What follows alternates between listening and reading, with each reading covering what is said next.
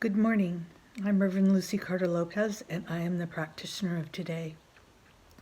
My reading today is taken from thriveglobal.com, and it was written by a woman by the name of Michelle Bland.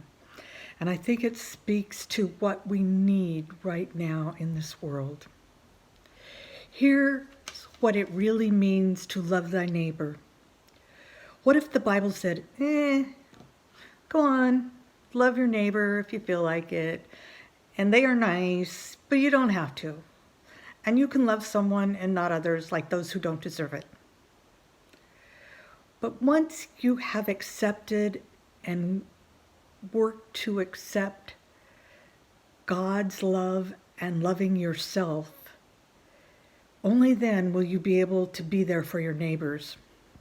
It is important to understand that our loving our neighbors is not just a simple task. Instead, it requires in our entire self to be selfless. It requires you to show compassion, kindness, forgiveness, provide service, and meet the needs to and for your neighbors. It may be a good idea here to clarify the term neighbors. The first thing that comes to mind is the person next door, or perhaps the person across the street, right? Well, they sure are your neighbors, especially in the literal meaning of the word. But loving your neighbors means loving those you are in community with and those you aren't. Those who live in your neighborhood and those who don't. Those who work with you, go to school with you, or even serve you at your local coffee shop. Loving your neighbor does not stop with those right around your residence. Your neighbor is everywhere, including the least of these. And now I'd like you to take a deep breath and position yourself for treatment.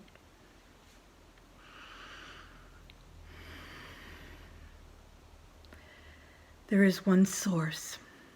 That source is love. That source is life. That source runs through all of creation. All of us are part of the whole. We are one with each other. We are one with the planet. We are one with the trees and the grasses and the animals and the plants. We are one. And sometimes we forget that.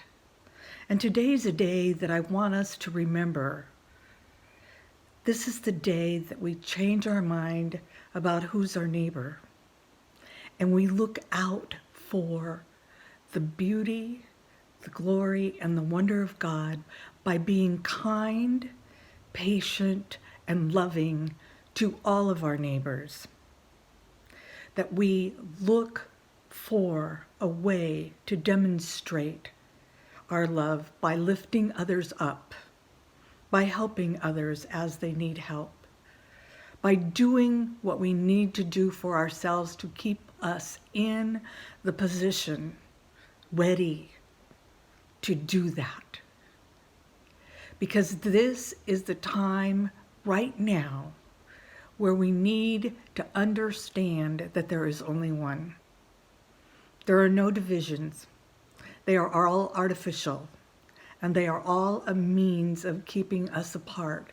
And so today I choose to renounce and throw off anything that keeps me from being a loving neighbor to everyone.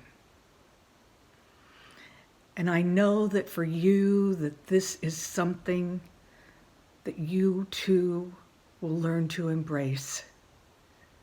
And I say thank you, God, for showing me this way, for showing me the real truth about oneness, that's showing me that we need to cease and desist from dividing ourselves.